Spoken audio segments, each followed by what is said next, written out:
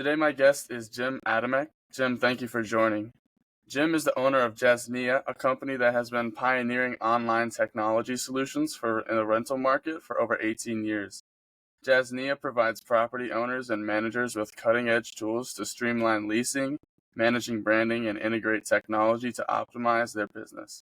Before we dive deeper into Jasnia, I would love if you could help share some more about the company. Well, we started in 2005, so we've been going about 20 years. And our main market, we've worked here in Montana, now Idaho, and some of our clients have properties in Wyoming and South Dakota as well. So that's kind of the area that we've served. We rebuilt our site and rebranded our platform as Jasnia in spring of 2021, I believe, or maybe it was 22, kind of. Anyway, that's when we made it national, and so we're actually open to do business anywhere in the United States. And we serve property managers, property owners, Awesome. as well as the renters who rent. So Yeah. And can you share a bit about your personal role at Jasnia and what led you to start the company? yeah, we started before Zillow or Facebook or apartments.com. None of those sites existed when we started in 2005. Our kids had moved out of the home, and we decided to rent because we didn't know what we were going to do after our kids had graduated from school, and we were kind of just looking at our options. In that process of renting is where we discovered the services to the rental market was very low to non-existent. And we had personal experiences. It was very difficult finding a place to rent. In the meantime, we had also started a web development business. We had built real estate websites for realtors. So all the money at that time, in 2005, all the money and investment was going towards the real estate, home sales, and commercial markets. But the rental industry, which is a third of the housing market, very few people, and any national sites like apartments.com that existed, they had huge holes in the rural areas. They mainly served the large metropolitan areas. So rural USA was like, you're on your own. And so that's kind of, we started serving the property managers and owners that we met through some local associations, and that's how we got started. Awesome. Sounds great. So you said you're working from home. So what would a typical day look like for you working there? Typical day can be starting work whenever I get up, which can be anytime from 3 in the morning till 7 or 8. So I don't always get up at the same time every day. And sometimes I pull all-nighters. Sometimes, like if there's something new, if I need to do substantial work on a server and have it be down and do upgrades and things like that, which doesn't happen very often. Sometimes I pull all-nighters, and then there's times where my son, during a good part of these last 20 years, he was in the Marines, and he married a young woman in Japan. And so he was raising his family in Japan up until 2017. So you're asking a typical day. So my wife and I, when we go to Japan, we take 3 weeks, and we go for 3 weeks. I bring my computer and my phone capability through Wi-Fi. I can call anywhere in the U.S. from Japan and take care of my customers. But I would either stay up a little late at night or get up early in the morning to hit the United States hours. And so I would do that, and nobody knew where I was. So I can be anywhere in the world taking care of my customers. So there is really, you have a lot of flexibility owning your own business, and you can run it pretty much if you have it technology based and everything automated, which is the way we built it. You have a lot of flexibility. Actually, you can run it from anywhere. Yeah, and was that kind of the goal when you were starting out, to give yourself that freedom to be wherever you want? I wouldn't say it was the goal, but it was one of the welcome fruits. Yeah. I mean, there are times where we do need to go talk to a customer or at least get online with them and that type of thing. But again, you can do that from anywhere. Yeah. And Awesome. Sometimes sometimes one of the problems that we ran into early on was older landlords or people that were older did not know a lot about computers. So that's where people needed some help, was just Yeah. learning how to operate their computers and the program. But as younger folks have come up and come even into the ownership and management and landlording business, that's not an issue anymore. Most Yeah. people know computers pretty well. So that's we were glad to see that problem go away. Yeah, I bet it's a little easier now that everybody knows what they're doing. Yeah.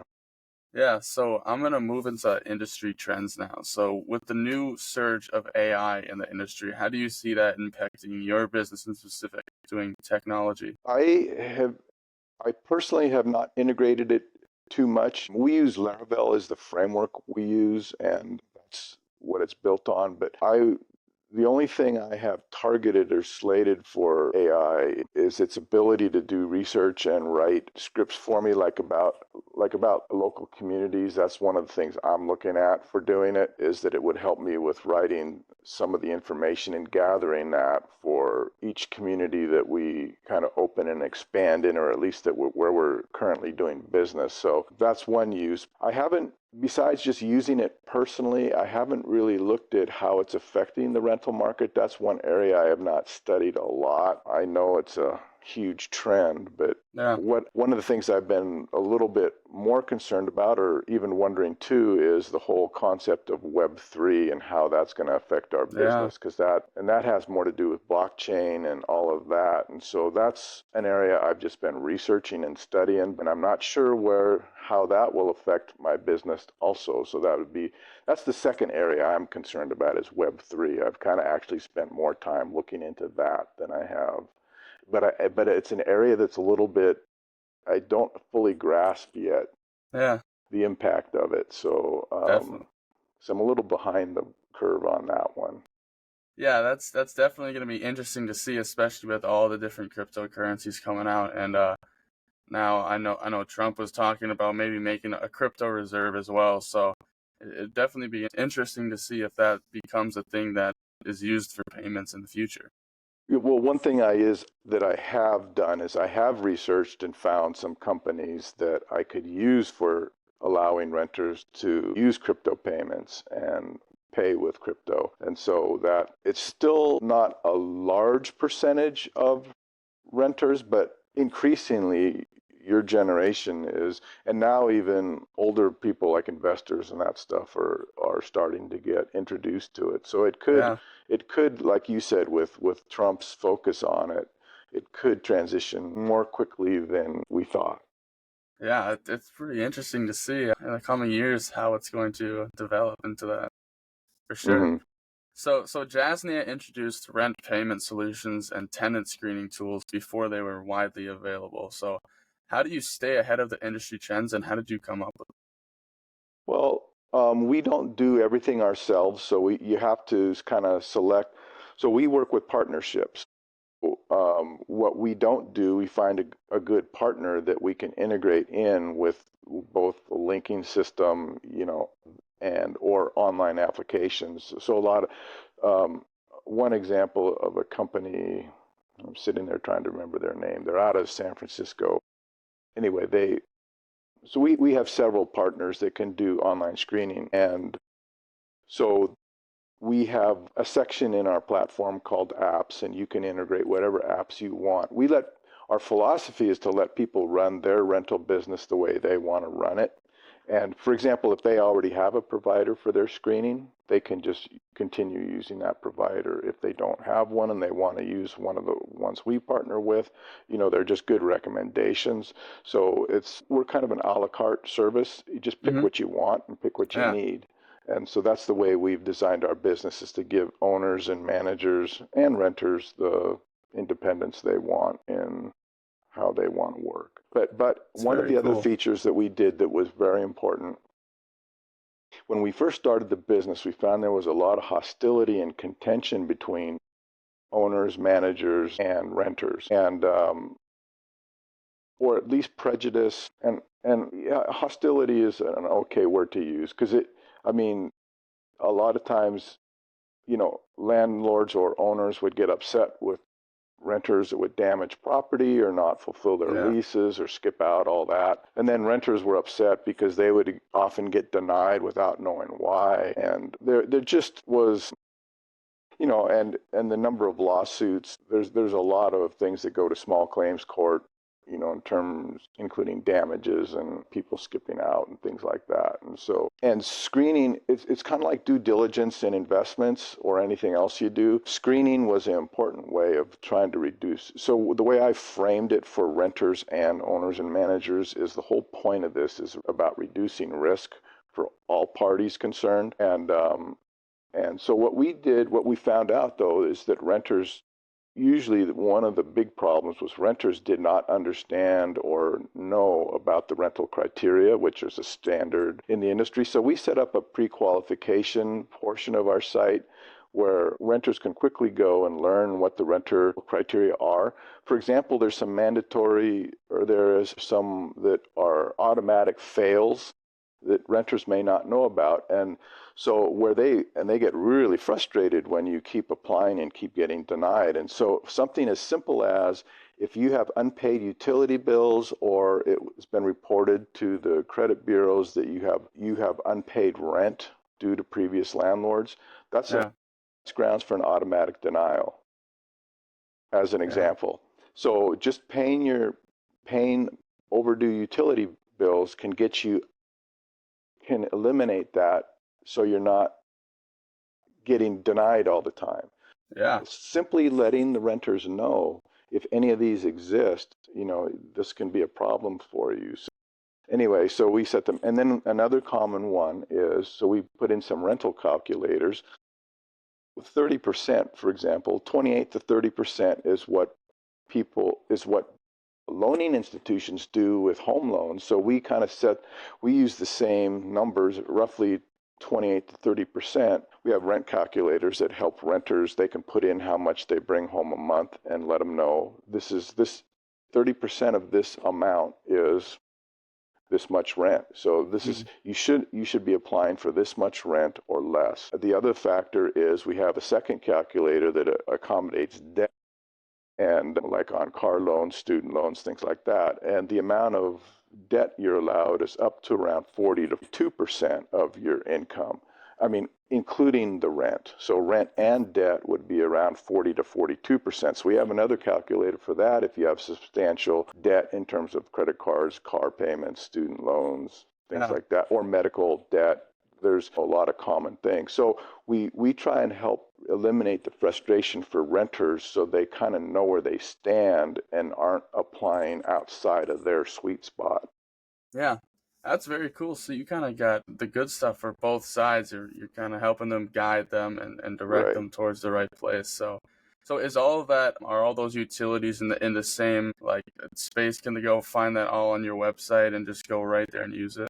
Right, correct. Yes, they can. So, for example, we feature a little banner on our sidebar on most of our pages that's about renter pre-qualification. That's what we call it, renter pre-qualification. So we promote that very highly. It's just a single page. We've condensed it down and just made it kind of a summary so you don't get lost in the weeds, but you get to the good stuff right off the bat.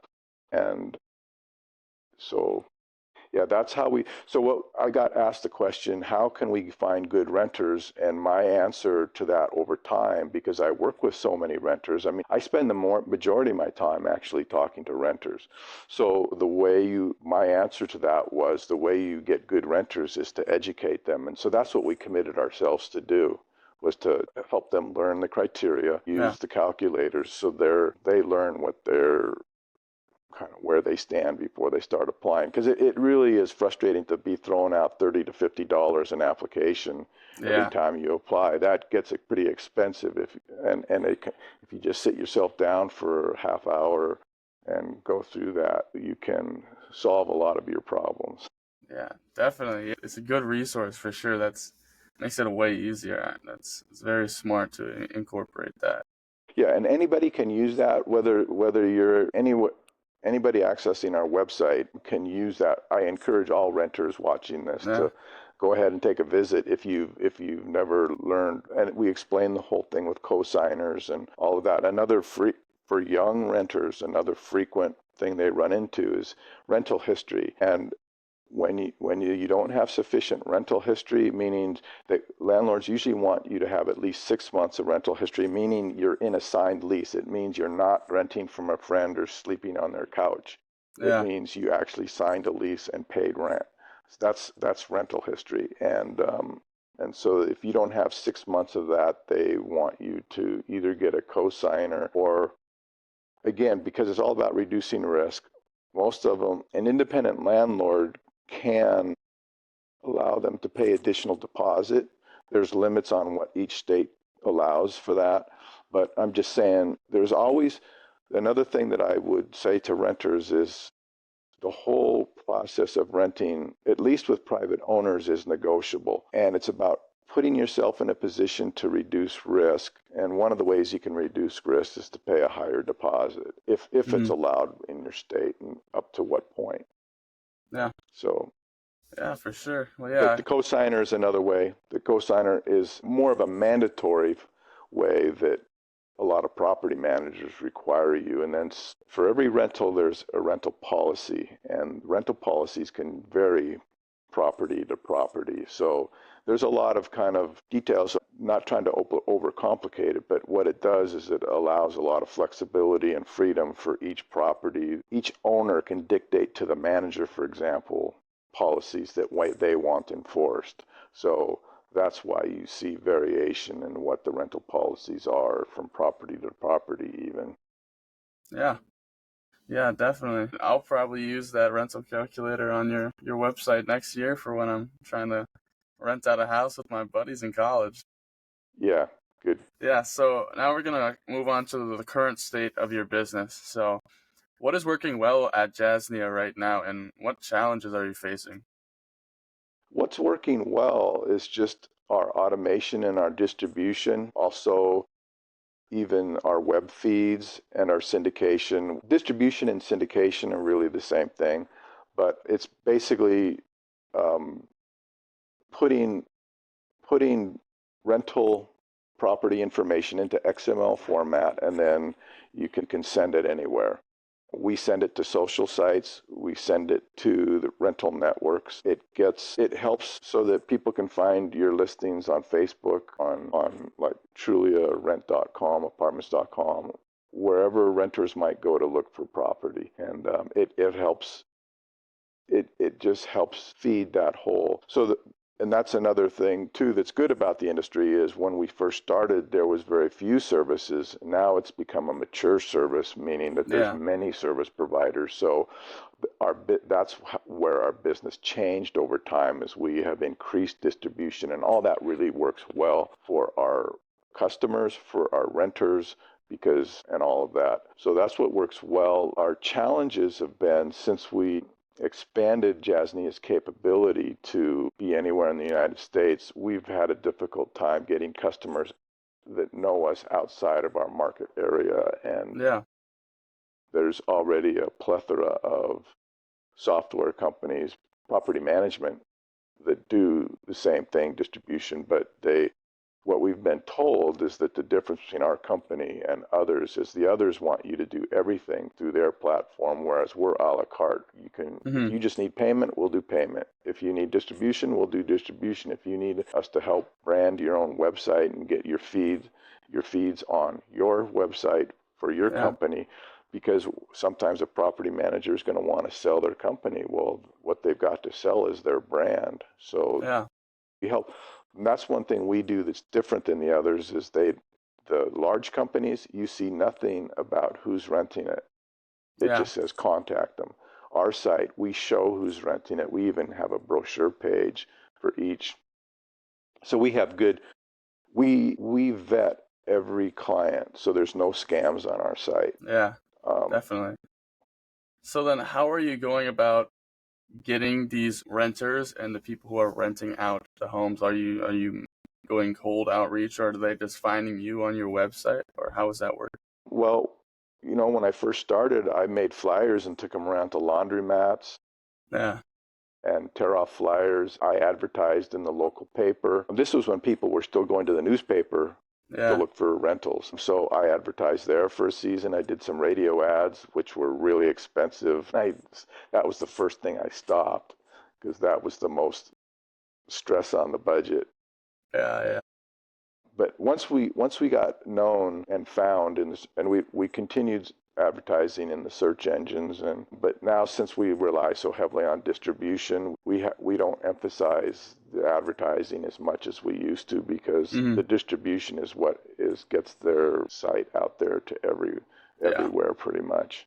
Makes sense. All right. And how are you helping these property managers improve efficiency with the technologies that you implement? Well, basically the best way to look at it is the large regional property managers or national property managers, they have enough funds to pretty much run a full IT department and handle all the marketing and distribution and control the full aspect of the leasing for their company. But the mid to smaller property managers don't have those kind of budgets and the manpower to run them. If you walk into any property manager's office, you're going to find it as an extremely busy place. They Yeah. don't sit around on their thumbs too much. Yeah. And so we basically offer ourselves to them almost like software as a service where we'll be your technology partner and provide you the services. We'll put your listings on your website we have a WordPress plugin that we use for that. Hmm. You can run your payments through it if you need it or want it. Some of them have their property management software does it, and some of them have us do it. It just varies from client to client and what they need and want. So we give them, through our dashboard, they can manage all their properties and manage how and where they want them distributed and all that. So we just provide the technology, all the technology solutions. So over time, they would ask us, can you do this for us? Can you do that for us? And so that's how we added on all the services we do or look Yeah. for partners who could do it. Yeah. Just kind of building as you go. I love it. Yeah, Great. that is the way we did it Yeah. as we go. Yeah. That's As awesome. they usually as our customers would ask us, can you do this for us? And we come up with a way to do it.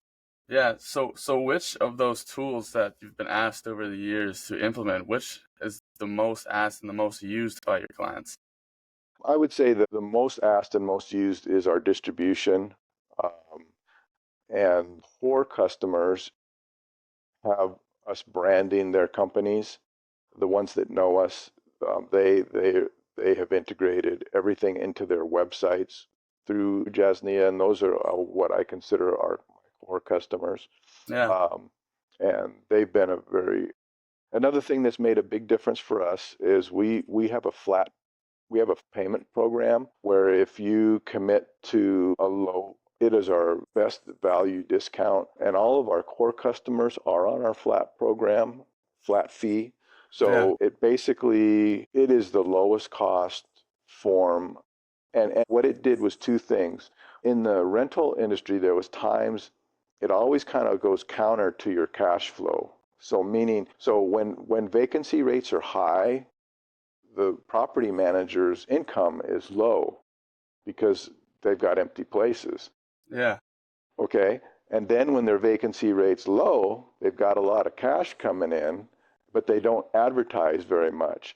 And Hmm. that hurt our budget. So that's where the flat fee really ended up solving the problem for both parties because it reduced everybody's cost to a flat amount every month. So our monthly income stayed more consistent and their monthly expenses stayed more consistent. When they were hurting with high vacancies, I'm still charging them the low flat fee. Yeah. When their vacancy rate's low and they're rich in cash because they're getting paid for all their units, they're still paying us maybe a little bit more than they would normally, but because they're not advertising very much, but my income's not getting dinged. And Yeah. so that solved the problem for all of us and made a good that has been a very good long-term solution for all of us. So Yeah, it's kind of a win-win for both sides for sure. yeah, That's right. very smart. So I'm gonna transition now into the future goals for Jasnia.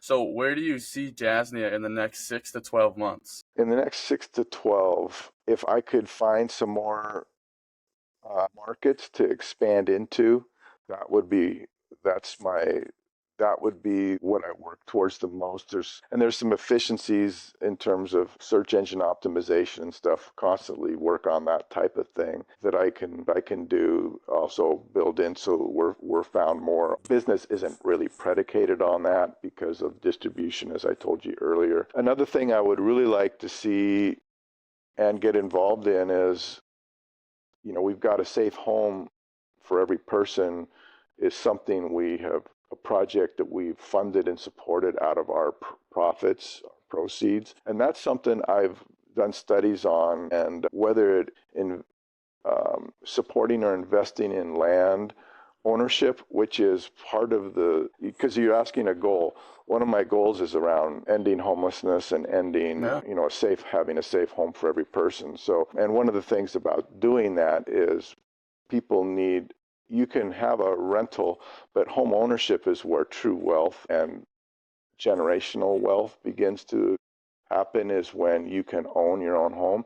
And a Mm-hmm. lot of people in the world do not have, they don't even have, like here we have titles and deeds to track ownership. In a lot of other countries, those things don't even exist. So that's where the blockchain solutions of even digital property ownership can Yeah. take effect. We're looking at both land ownership and investing in companies like New Story, things like that. They help people in Latin America. There's another place in Africa called Impawa that uses Cardano. They have their own Okay. name Yeah. to finance. What the unfortunate thing about it is that under previous people from the United States were not allowed to invest in Mm-hmm.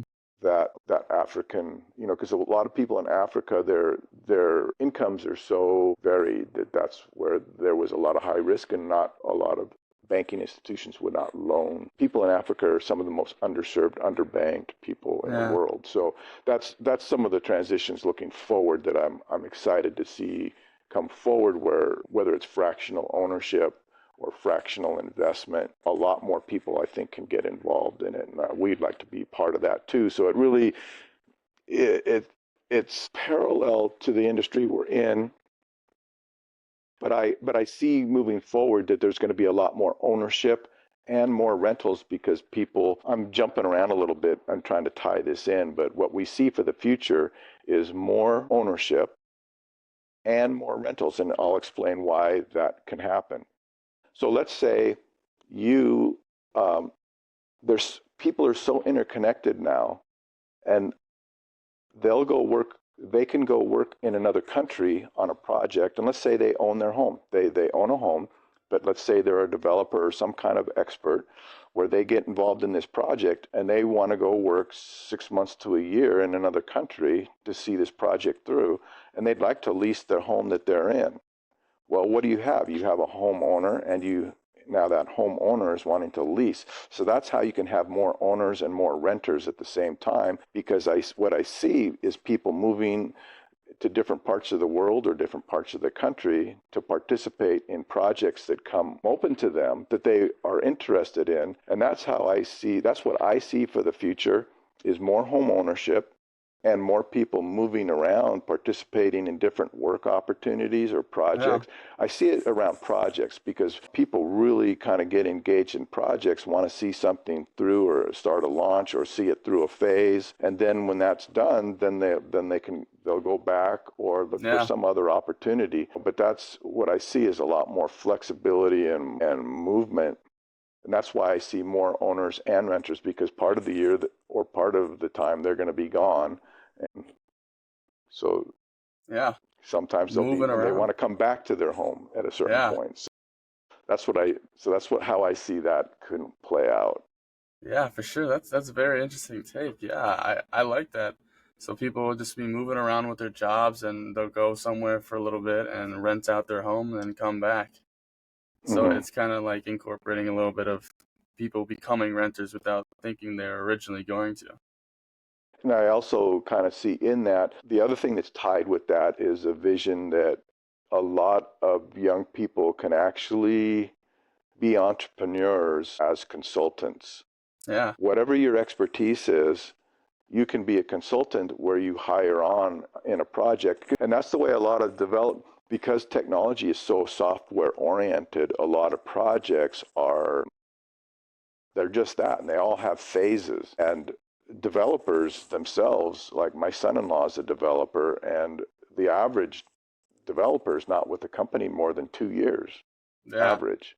So, so if everything's project oriented and you're looking to develop everything in phases, which is kind of how software works, then why can't the work environment, whether you're in marketing of it or media or, or some other, or say statistics and bringing in database, whatever your specialty is, why work, and then the home ownership and the renting aspect, wouldn't that all mesh together and make it work? Yeah. I'm just showing you, that's what I see in terms of what technology does to the work, and why young people, I think you promoting yourselves as an expert in whatever field you end up getting into, you can still be. That's how I just see it, being more flexible and meeting. Yeah, kind of spreading yourself out across different industries for sure. Yeah. So for Jasnia, what are some exciting new developments or new tools that you're working on currently? Well, probably the Laravel, that framework that we used was a big game changer. That gave us more capability than I could program myself, because I was able to bring plugins in that helped me develop things that other people had written. So open source, we've really relied a lot on open source technology. Yeah. So we use like open source the open street maps. What is that? Open street or open map technology is an example of one that we use. We use a fair number of them that anybody that has APIs. Another one is the weather, that puts our weather, just simple things, but also just code to do, like our advanced search capability was something is a plugin that I was able to bring in, that I didn't have to write all that code. The drop zones for our pictures, so I'm a one-man show, but I've been able to do all this because of the ability to bring all these plugins. So it would be nice to expand to the area where I actually could hire some other people to help, but we just have not gotten to that point yet. So that would be a big step for us to do that. Yeah, for sure. And then I have one final question that I ask on all of my podcasts. I've been getting into books myself about personal development, money, and real estate. So what is one book that has been most impactful for you on your journey? I'd say one of the most impactful was when I read Rich Dad, Poor Dad. It's been around some time, but it was the difference between what's an asset and what's a liability. And he said, invest. He said, when you, and the story I shared about working from Japan and the flexibility, up to the age of 50, I'd always worked for other people. But you heard me pitch quite a bit at the end here, working for yourself and being a consultant. Yeah. Being an expert at what you do, and then selling that service. So the company doesn't have to make a commitment long-term to you, but they can keep you on as long as you're helping them. Exactly. You know what I'm saying? But it gives you the flexibility. You can work in different parts of the world. You can travel. You have flexibilities that nobody can fire you except yourself and your customers. You don't, no boss. There's nobody to fire you. Job stability. But when I read Rich Dad, Poor Dad, he said, I was wondering how long you were going to work for 25 cents an hour before you would want to know how to do more, and I'll say that, I will say this, wages, if you look at the raise in wages, they've never kept pace with inflation. Housing elevates at this rate, wages elevate at this rate. So if you can put yourself get yourself some training and be an expert at something. Mm-hmm. Then you can start that journey of being a consultant and Yeah. in what you're good at and what you Yeah. like. So Definitely. that's kind of what you can hear that's my plug. So Yeah, well, that's actually, it's funny. So I've done now, this is my fifth podcast, and the 3 out of the 5 that I've done so far have been Robert Kiyosaki's Rich Dad Poor Dad. So it's definitely saying something that I need to get that book and start reading it. yeah, it's a good book. Yeah. Yeah. Well, I appreciate you for hopping on the podcast and diving into your company and the industry with me. I had a great talking with you. All right. Nice to meet you too. Nice to meet you. Yeah.